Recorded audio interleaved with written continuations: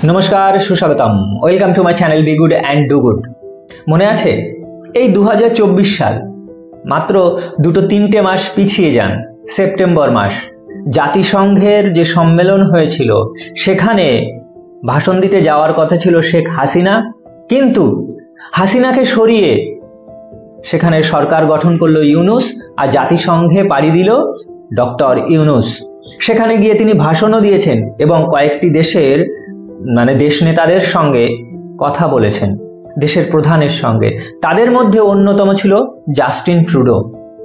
Justin ট্রুডোর সঙ্গে হেসে খেলে বসে বেশ কথা হয়েছিল দুজনের কত মিল, কারণ জাস্টিন ট্রুডো ভারতের বিপক্ষে ছিলেন, ডক্টর ইউনূস ভারতের বিপক্ষে। জাস্টিন ট্রুডো ট্রাম্পকে মোটেই চায়নি যে ক্ষমতায় আসুক, ইউনূস মোটেই চায়নি যে ট্রাম্প ক্ষমতায় আসুক, এবং তারা না চাওয়া সত্ত্বেও সেটা ঘটেছে। আগামী 20 জানুয়ারি ট্রাম্প ক্ষমতায় বসবে, কিন্তু ক্ষমতায় বসার আগেই খেলা শুরু। কি হলো? জাস্টিন ট্রুডো পদত্যাগের ঘোষণা করলেন। তিনি তার পার্টি লিডারের পদ থেকে এবং দেশের প্রাইম মিনিস্টারের পদ থেকে সম্পূর্ণ পদত্যাগ করে দিলেন। তাহলে ভারতের শত্রু হওয়া কতখানি ভালো না মন্দ সেটা কি ইউনূস বুঝতে পারছে? যখন এই জাস্টিন ট্রুডো ভারতের ভাবমূর্তিকে সারা বিশ্বের সামনে কলঙ্কিত করার জন্য রোজ রোজ মিথ্যে কথা বলতো, সেই মিথ্যে কথাগুলোকে সত্য করার জন্য আবার মিথ্যে কথা বলতো, তখন ভারত অফিসিয়াল প্রতিবাদ করা ছাড়া আর কিছুই বলেনি, কোনো বড় কথা কিছু বলেনি। এটাই হচ্ছে ভারতের হোমিওপ্যাথিক ট্রিটমেন্ট। সেই হোমিওপ্যাথিক ট্রিটমেন্টের ফল আজ জাস্টিন ট্রুডোর পদত্যাগ, সম্পূর্ণ বিসর্জন হয়ে গেল জাস্টিন ট্রুডোর। ইউনূস কি কিছু শিখছে? ডক্টর ইউনূস কানাডার মতো একটা দেশ, তার দেশের নেতা ভারতের সামনে দাঁড়াতে পারল না। আমেরিকার ডোনাল্ড ট্রাম্প ক্ষমতায় বসার আগে পর্যন্ত তাই দাঁড়াতে পারল না। আর ইউনূস 20 জানুয়ারি যখন ডোনাল্ড ট্রাম্প ক্ষমতায় বসবে, তখন ভারতের যে কূটনৈতিক পদক্ষেপ চলবে, তখন কি দাঁড়াতে পারবে? এই যে জাস্টিন ট্রুডো নিজে রিজাইন করলেন, রিজাইন করতে বাধ্য হলেন, কি পরিমাণ প্রেসার তার উপরে ছিল, কোথার থেকে আসলো এই প্রেসার? ডক্টর মোহাম্মদ ইউনূস নোবেলজয়ী অর্থনীতিবিদ, আপনি কি বুঝতে পারছেন? আপনার পেছনে যে জঙ্গিগুলোকে তৈরি করেছেন তার ফল আর কিছুদিনের মধ্যেই পাবেন। কারণ জাস্টিন ট্রুডো যেমন একটা জঙ্গিদের রাষ্ট্র বানিয়েছিল, খালিস্তানি জঙ্গিদের রাষ্ট্র বানিয়েছিল, এবং তাদেরকে প্রোটেকশন দেওয়ার জন্য, তাদেরকে মাথায় তোলার জন্য ভারতের মতো দেশের বিরোধিতা করেছিল।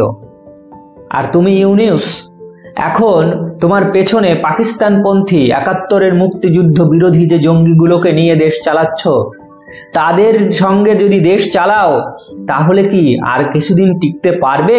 ডোনাল্ড ট্রাম্প 20 জানুয়ারি যখন ক্ষমতায় বসবে, তখন ভারতের যেই হোমিওপ্যাথিক ট্রিটমেন্টের পাওয়ার যে বাড়বে না, সেটা কি আপনি বুঝতে পারছেন?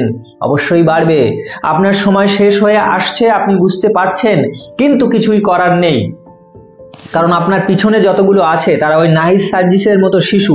হয়তো অনেকে চুল পেকে গেছে, বুড়ো হয়েছে, অনেকেই বলছে বাবা এর থেকে ছাড়া পেলেই আমি বাঁচি, কিন্তু তারা ভারতের সঙ্গে সুসম্পর্ক তৈরি করতে কোনোভাবেই দেবে না। যদিও আপনি চেষ্টা করছেন বলে আমার মনে হচ্ছে, কারণ একটা খবর আজকে বেরোলো, সেই খবরটা এখানে বলছে বাংলাদেশের কূটনীতিকরা ভারতে পুনরায় দায়িত্ব পালনের ইঙ্গিত দিচ্ছেন। কূটনীতিকরা আবার ভারতে আসতে চাইছেন। খবরে কি বলছে? বাংলাদেশের 2 জন কূটনৈতিক কর্মকর্তা তাদের ভারতের কলকাতা ও আগরতলায় তাদের সার্ভিসিং স্টেশন থেকে প্রত্যাহার করা হয়েছিল। আপনাদের মনে আছে আগস্টে শেখ হাসিনার যখন দেশ থেকে বিতাড়ন করা হলো, তারপর নতুন সরকার গঠন হওয়ার পরে এই যে আগরতলায় এবং কলকাতায় যে ডিপ্লোম্যাটরা ছিল তাদেরকে প্রত্যাহার করা হয়েছিল, তাদেরকে ফেরত নিয়ে যাওয়া হয়েছিল দেশে। তাদেরকে আবার ভারতে পাঠানো হচ্ছে এই দুটো ডিপ্লোম্যাটিক সেন্টারে। তো এটা দ্বিপাক্ষিক সম্পর্কের উন্নতির ইঙ্গিত দেয়। কিন্তু যতই ইঙ্গিত দিক, ইউনূস টিকবে না, ডোনাল্ড ট্রাম্প চাইবে না। ডোনাল্ড ট্রাম্পকে সোলার এক্লিপস বলেছিলেন, সূর্যগ্রহণ বলেছিলেন এই ডক্টর ইউনূস। আর ট্রুডোকে ছাড়লো না আর ডক্টর ইউনুসকে ছাড়বে? যার কোনো পলিটিক্যাল কেরিয়ার নেই, যার কোনো বেজ নেই, তাকে ছেড়ে দেবে ডোনাল্ড ট্রাম্প? আর ভারতবর্ষ, জাস্টিন ট্রুডো ভারতের বিপক্ষে গিয়ে তার আজ পদত্যাগ করতে বাধ্য হতে হলো। আর ইউনুস এই যে বড় বড় কথা বলে ভারতের বিরুদ্ধে, তার পেছনের যে শিশু উপদেষ্টাগুলো রয়েছে, অপদার্থ উপদেষ্টা বলা চলে, তারা যেসব বড় বড় ডায়লগ মারে, যেসব কথা বলে, মানে কি বলে, একটা কথা আছে, সেটা বলতে খারাপ লাগবে, আমি এই কারণে বলছি না, কিন্তু এরা নিজেদের ঘরের নিজেদের বেস বলে কিছু নেই, কিন্তু গল্প দেবে 10 তলা 20 তলা বড় বড় বিল্ডিং এর গল্প দেবে, এদিক বেস বলে কিছু নেই। সেই পেঁয়াজ রসুন আদা কেনার জন্য ভারতের কাছে লাইন দিতে হয়। তো আর কিছুদিন, 20 জানুয়ারি আসছে দিন, আর তারপরে ইউনুসের যে কি অবস্থা হবে। এই 2025 সাল না একটা বেশ ঘটনাবহুল সময় হতে যাচ্ছে।